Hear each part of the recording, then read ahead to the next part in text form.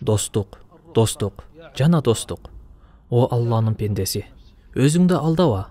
Өзүңдү кандай чөйрөдө жүргөнүңдү жакшылап кара. Эгер алар сени Алланы эстөөгө жардам берип, Аллага баш үйгө түрткү берип жатса, Аллахка ант. Алар эң жакшы чөйрө экен. Мына ошол чөйрөдөгү адам эч качан бактысыз болбойт. Байкап көрчү. Сенин чөйрөң убактарын бош өткөргөндөрбү? Же Кудай сактасын, ибадатка кош көңүл, керек болсо арам иштерди да кылууга даяр адамдарбы? Гыйбатчы, ушакчы, мусулман бир туугандарын шылыңдап күлгөн адамдарбы? Аллах. Пенде канча деген жакшылыктардан достору себептүү кур жабак калууда. Пенде кандай деген сооп иштерден өзүнүн достору себептүү тосулуп жатат.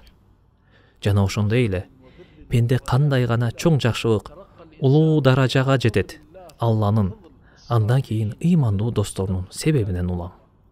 Анткени ал Аллах үчүн чын ыкластан алар менен достошот. Сени Аллахка жакын кылуучу досту издешиң керек. Качанга чейин өзүңдү алдайсың? Пенде достору менен отурушка барып, алар менен бир нече убакыт өткөргөн соң, аягында жүрөгү кандай катып калганын сезет. Өзүнү бекерчи, Алланы унутуп койгон абалда табат. Биз Аллахка таандыкпыз, жана ага гана кайтабыз. Ал пенде ибадаттарын да кош көңүл аткарып баштайт. Ошентип, жылдан жыл өтүп, унчукпастан өзүнү өзү алдаган бойдон өтүп кете берет.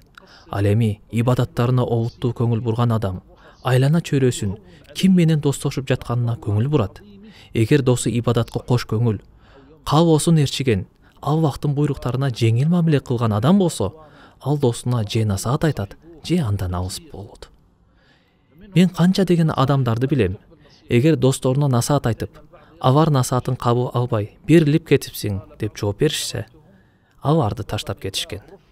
Ошолордун бирөөсү айтат: "Мен ал досторумду таштаган соң, Аллах мага ушундай жакшы досторду насип кылды. Керек болсо тамак жеп жатып дагы алардан жакшы сөз угуп, көп пайда аламын. Мен булар менен көптөгөн утуштарга жеттим." Сенин жашооңдогу эң зарыл нерселерден сага Аллахты эстетип, анын буйруктарына баш үйүүгө жардам берген чыныгы досторуң.